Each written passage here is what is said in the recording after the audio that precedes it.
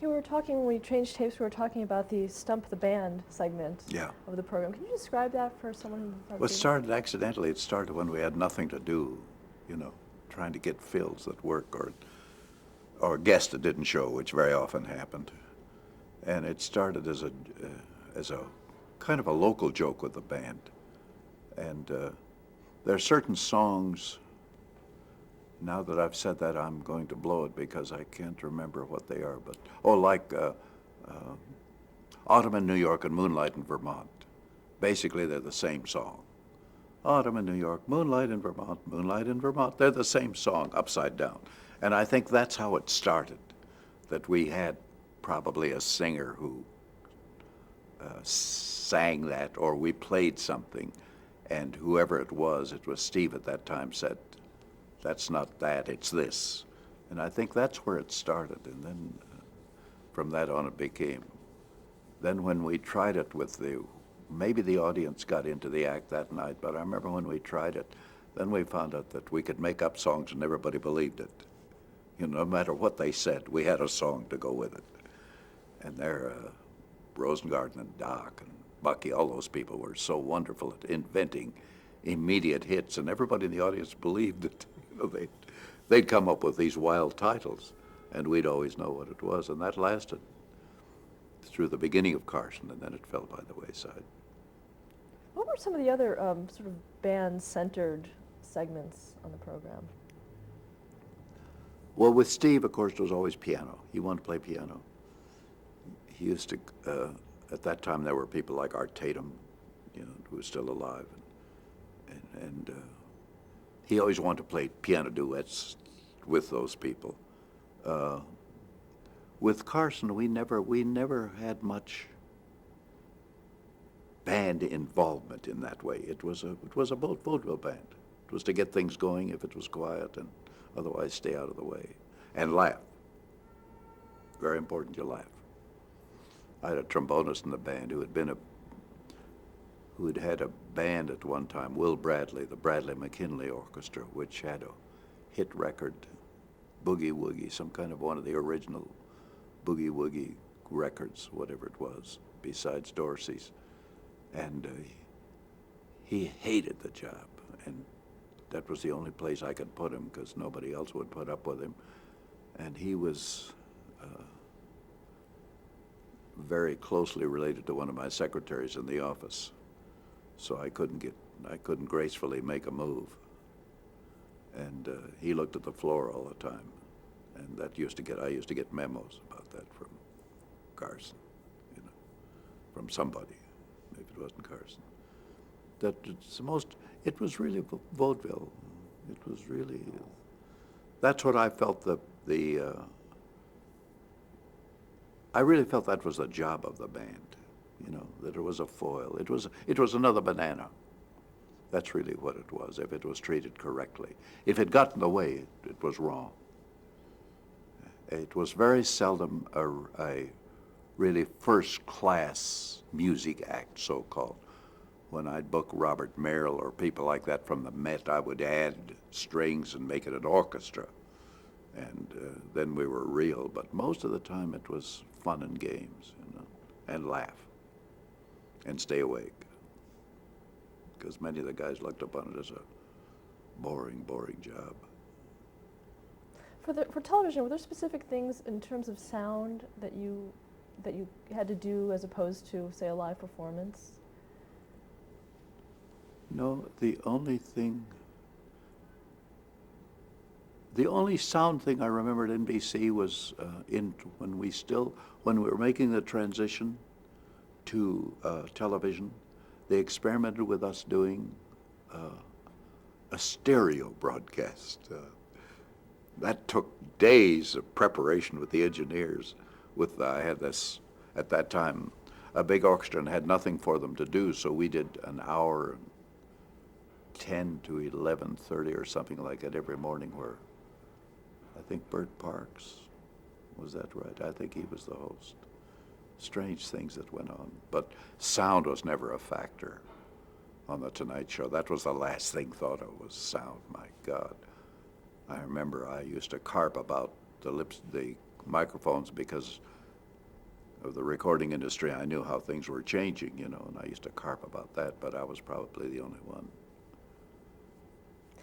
In the early Carson years, you and Ed McMahon had to do the 11:15 to 11:30 We segment did for a while. yeah. How did that come about? We never knew.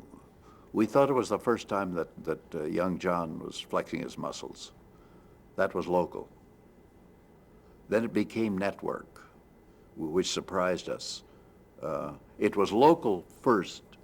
I think when Carson began, if I remember correctly, it was the first 15 minutes was local.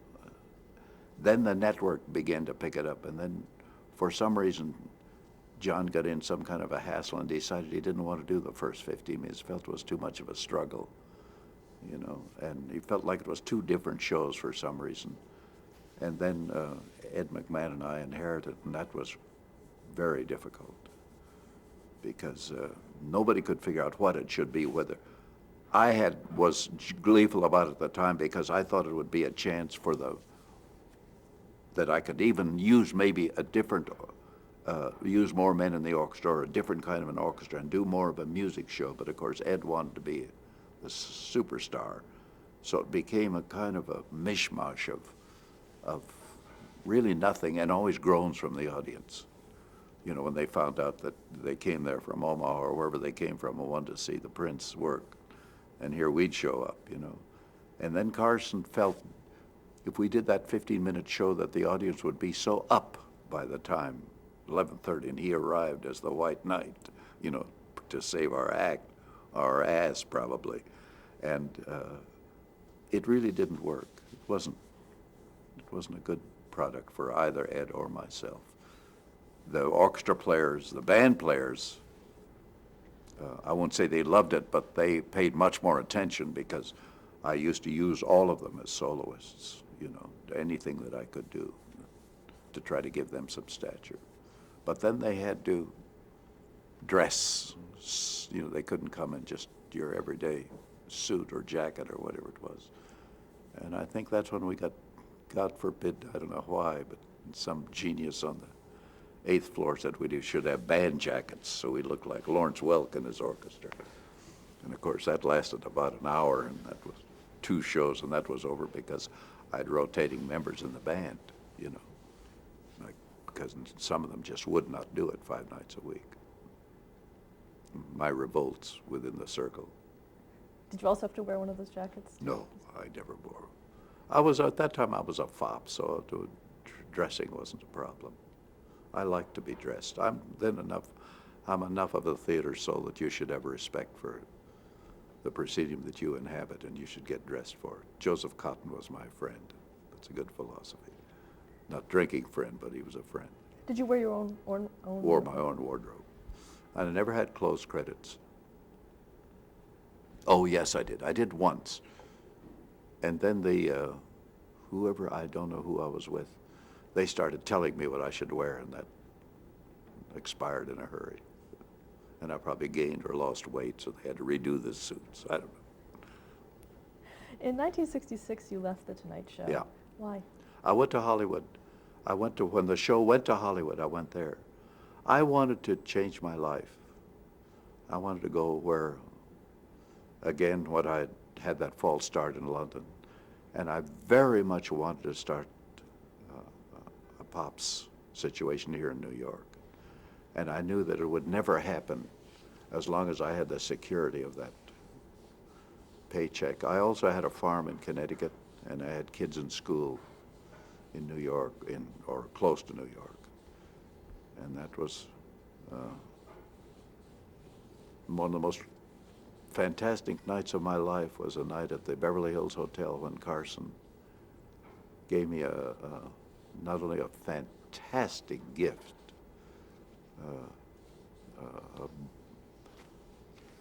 Bible, an ancient Bible, the most improbable gifts from Carson of all people, and then gave me a going away dinner at the Beverly Hills Hotel. And he was so thoughtful because he invited people that I'd known in Hollywood as a kid it was so well put together, and then all the music people, of course, too. It was a fantastic night. I've never forgotten it. And it took me a while to crank up what I wanted to do, but I think it was, I think when you get around 60 years old, you should start worrying about what the rest of your life is going to be. And I knew damn sure the rest of my life wasn't going to be a banana in television. And I knew I'd been around television since the beginning, so I knew it was going to change. So I just took a big chance. What do you think is the legacy of Carson's Tonight Show?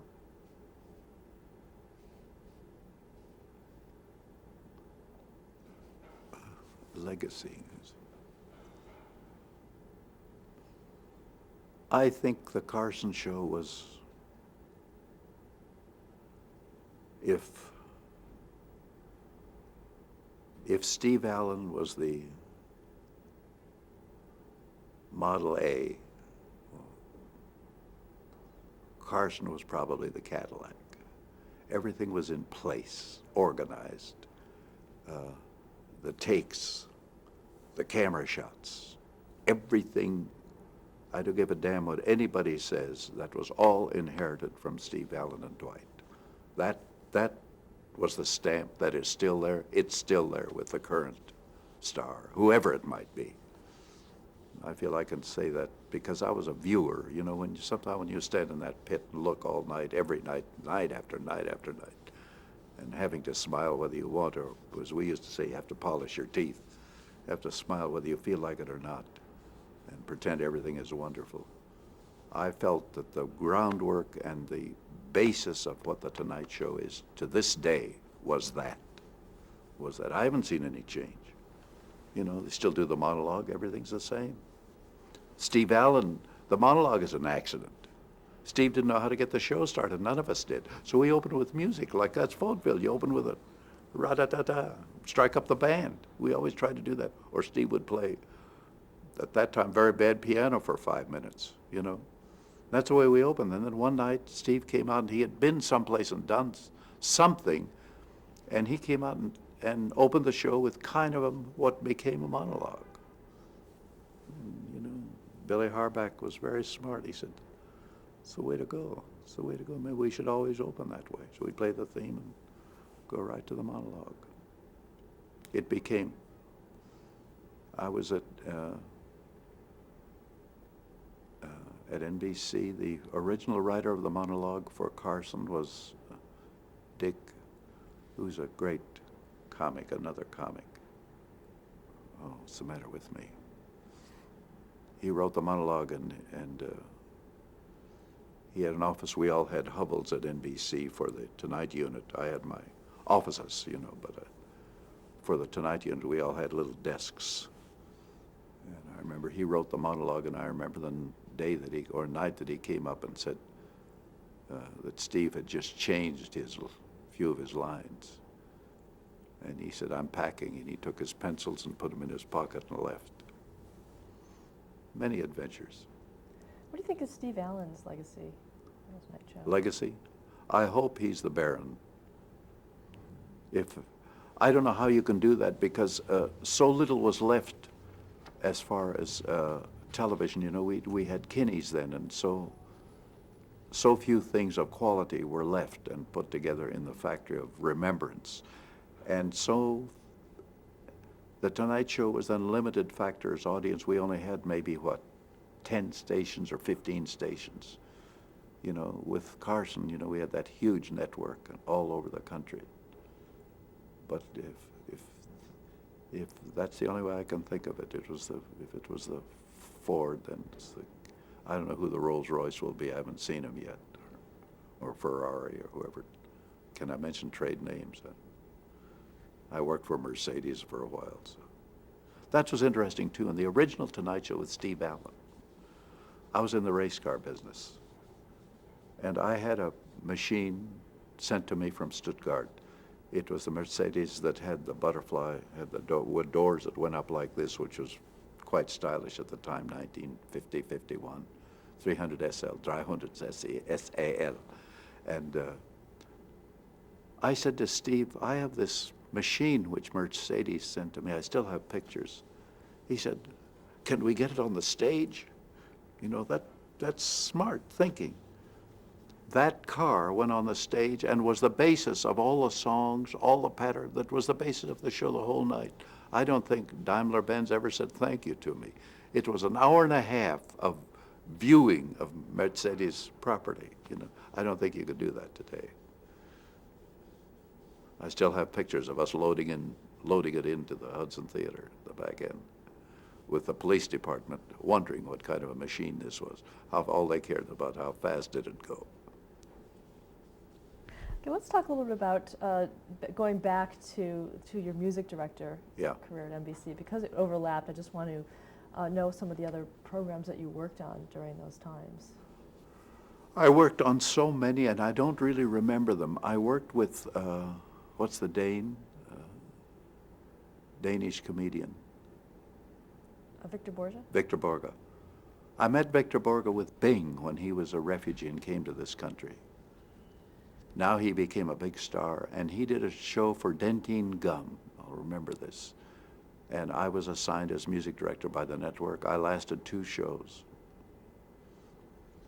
He didn't agree with me musically, and I damn sure didn't agree with him musically. And it was one of the few times that I ever, you know, put down my stick and said, I'm not coming back here. I worked with so many people, and I really am ashamed to say I don't really remember all of them, you know. But that's easy because it was such a cauldron of creativity, and shows came and went in the twink of an eye, you know. There weren't 13-week cycles that were firm. You know, it just didn't work that way. And being the house man, I was often assigned to shows that would have maybe a deuce or 1 or 2 shots and be gone. So I'm not very good in that way. And my image reflected so much because of so many years on the Tonight Show that kind of became my whipping post, as it were. I have a little list here. Maybe if I run down a few of them, if you can give me your impressions. Your show of shows? Well, Sid. I did a show once. Sid brought me on the show. I would give anything in my life to have a copy of that show, and that again was thrown away. That to me was absolute genius. And when during the war, I was assigned to pick up a show troupe once. This is after I'd come into the American Air Corps, in an old wheezy DC-3, and the show troupe was, one of the members of the show was Sid, who was a comic that played the saxophone in the troupe. And because of that and our friendship through the years, he brought me on the show once and lectured me that when I worked in the sketch, I must not break up, that I had to play. I was booked as Imogene's friend, who was a concert pianist who came to town. It's a wonderful premise. And he was so upset that she had this ridiculous idiot around who played music he didn't understand. But I don't think I ever got any place without breaking up. I wasn't asked back. What about Leave It to the Girls? What was that? It was a show. It was a little panel show, and it was hosted by, I think. Leave It to the Girls. Isn't that awful? I don't have any memories. Faye Emerson's Wonderful Town? Well, Faye and I first did a local show when television began. We did a show from 6 o'clock news was 15 minutes. And I think we did 6:15 to 6:30 or 6:30 to 6:45. And that I still had some strings from the symphony on that I hadn't figured out where I could place them. And I used to use them on that show, and we'd always play something with the strings, and we'd generally have a music guest. And I don't know what else we did, and she was beginning to be a superstar.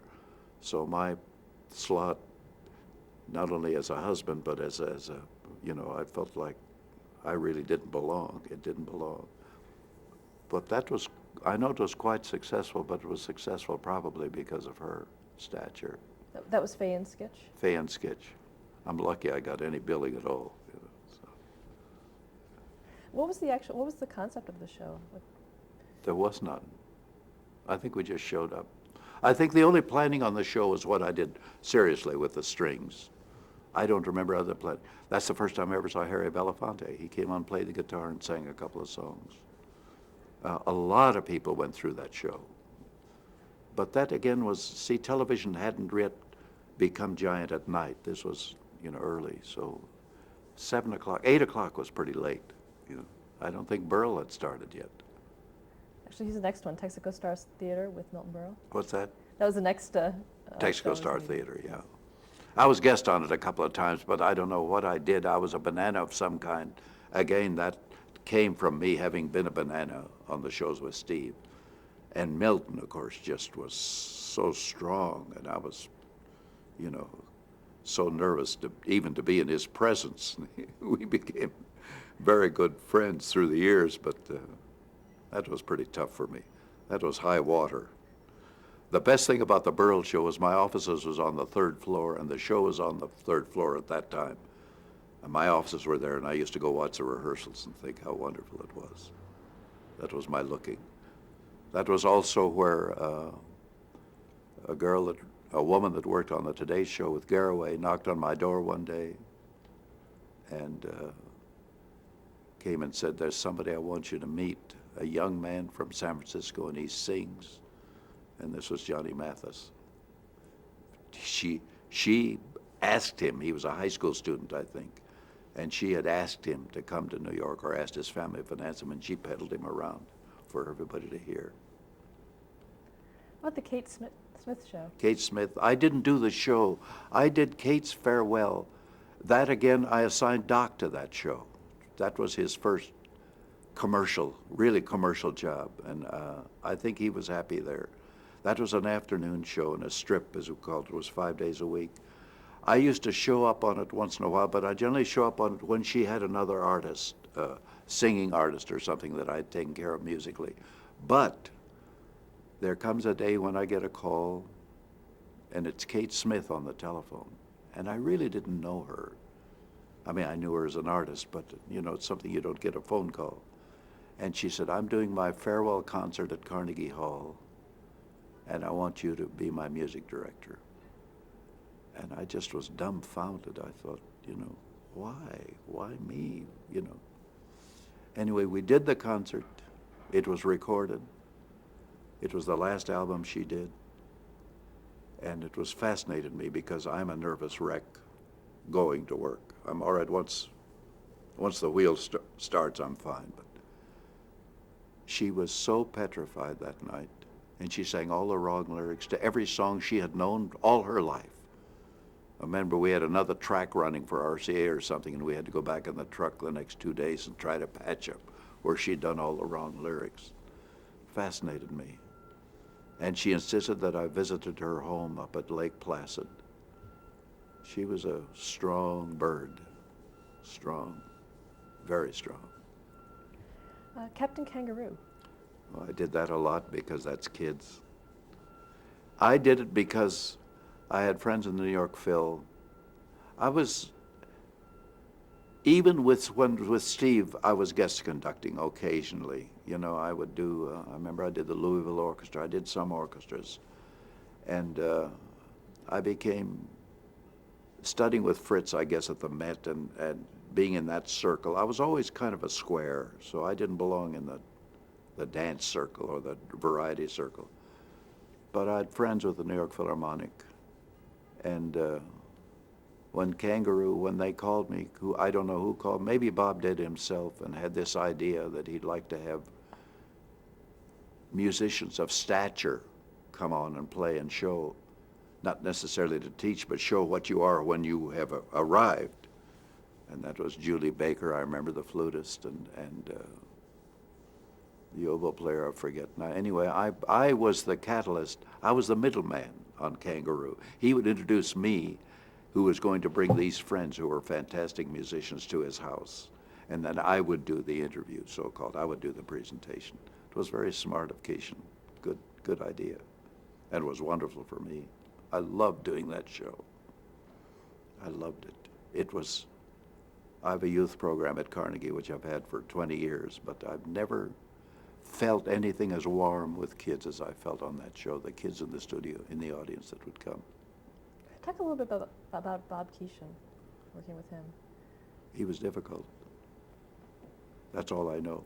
I don't know anything else. He was wonderful to me, but I'm told he was rather stern with his troops. I think that's what you say. And I loved who was his foil? Green Jeans, was that what Green Jeans? Had been a bass player with Fred Waring. So I used to talk to him a lot when I was on the show. But I never talked to Keeshan very much. But it was his idea that put me on. Yeah. To tell the truth. Well, that panel shows, I used to, can you imagine that? See, that was from my being a Banana Days. Somehow they decided that I would be a panelist, or an acceptable panelist, or that I supposedly had a brain, you know. And that almost turned me into wanting to be an actor again, doing those panel shows, because I always had kind of a left brain, right brain